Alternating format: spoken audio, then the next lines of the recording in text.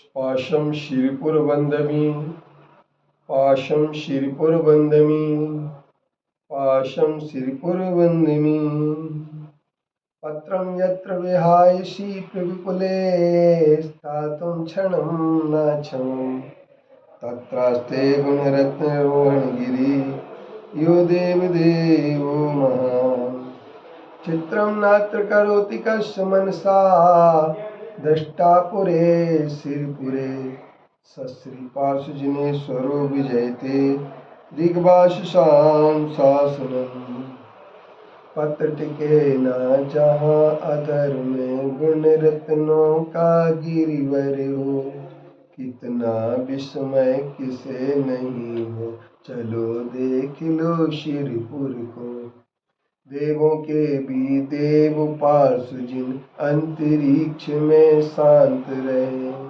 युगों युगों तक दिगंबरों का जिन शासन जयवंत रहे। आज हम श्रीपुर की पावन भूमि से साधु समाधि की चर्चा आप सबके बीच में करने वाले हैं।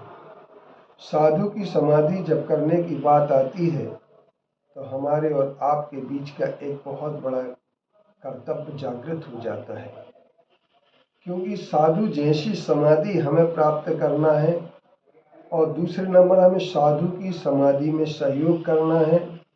तीसरे नंबर समाधि शब्द को ही हमें बहुत उचित रूप में समझना है, क्योंकि यह आप लोग बहुत सारे लोग जानते होंगे कि आए दिन एक चर्चा निकलती है कि समाधि अर्थात आत्महत्या, समाधि अर्थात इच्छा मृत्यु, समाधि अर्थात दमनकारी एक सोच। लेकिन आचार्यों ने समाधि का अर्थ बड़ा साफ सुथरा किया है।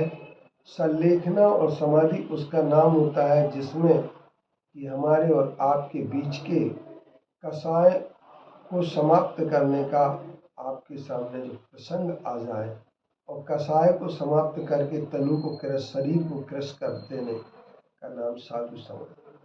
और साधु क्या होते हैं इस पर हमें सबसे पहले विचार करना होगा, क्योंकि हिंदुस्तान के अंदर, भारत के अंदर सबसे ज़्यादा साधुओं की संख्या है।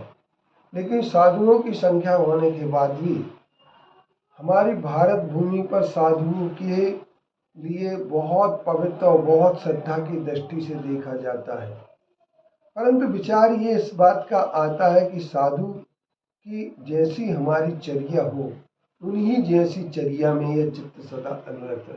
लेकिन साधु कैसे होते हैं? तो मेरी भावना में ये कहा गया है, विषयों की आशा नहीं जिनके साम्य भाव धन रखते हैं, निज पर के हित साधन में जो निश्चिंत तत्पर रहते हैं, स्वार्थ त्याग की कठिन तपस्या बिना खेद जो करते हैं, ऐसे ज्ञानी साधु जगत के दुख समय को होते हैं।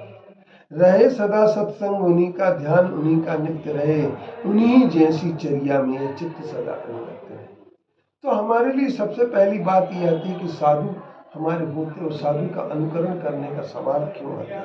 क्योंकि साधु की चर्या क्रोध से परे होती है, अहंकार से परे होती है, साधु की चर्या छल कपट से रहित होती है, साधु की चर्या लोभ और लालच से परे होती है, और जो पांच इंद्रिय के विषयों की आशा से काफी दूर अपने आप को रखते हैं, जो काफी दूर अपने आप को रखते हैं।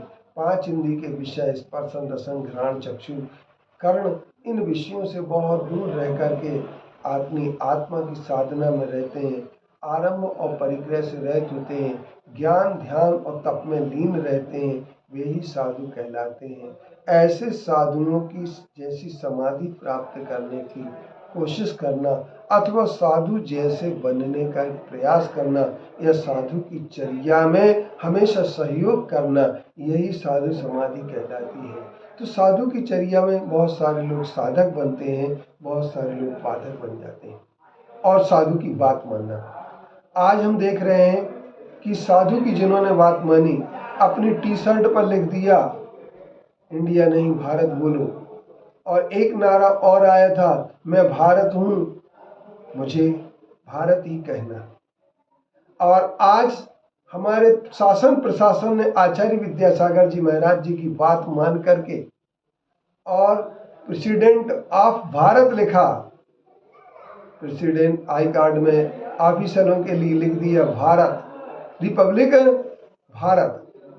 और जब भारत की बात आई तो कुछ जो इंडिया का दल बना करके बैठ गए हैं उन्हें तो थोड़ा सा कष्ट होगा ही, लेकिन मैं कहता हूँ भारत माता की जय बोली जाती है, मदर इंडिया की जय कभी नहीं बोली गई है और न कोई दिल से बोल सकता है। तो जब भारत माता की जय बोली जाती है, भारत में वंदे मातरम कहा जाता है, जिन्हें भारत माता से चिढ़ है, ऐसे लोग इंडिया की बात करेंगे और ऐसे लोगों के लिए हम ये कह सकते हैं वो वोट की गंदी राजनीति करने की अपेक्षा साधुओं की बात मानने को आज भी तैयार हो जाए तो उनका निश्चित तौर पर भला होगा। वही राजनेता भला अपनी उन्नति करेगा, वही राजनीतिक दल अपनी उन्नति करेगा, वही राजनीतिक दल भारत पर शासन करेगा जो भारत माता के लिए श्रद्धा के साथ देखेगा और भारत माता की जय बोलेगा। आचार्य श्री ने वर्षों पहले यह नारा दिया था, इंडिया नहीं भारत बोलो। परम पूज्य आचार्य विद्यासागर जी महाराज जी की दूरदृष्टि कितनी बड़ी है और उनकी दूरदृष्टि को आज शासन प्रशासन स्वीकार कर रहा है। अभी एक सर्वे में आया है 96% लोग भारत के विचार से सहमत हैं और वो चाहते हैं इस देश का नाम भारत ही रहे। सिर्फ 4% लोग, 4 लाख लोगों ने ऐसे सर्वे में भाग लिया और 4 लाख लोगों ने अपना अभिमत दिया। तो मैं कह सकता हूँ कि परम पूज्य आचार्य विद्यासागर जी महाराज जी का यह मान्य विचार सबको स्वीकार हो चुका है और होगा। अब भारत ही बोला जाएगा, इंडिया नहीं। मैं तो कहता हूँ इंडिया का नाम ही न लिया जाए, सिर्फ बोला जाए मैं भारत हूँ, मुझे भारत ही बोले। ओम शांति, ओम शांति।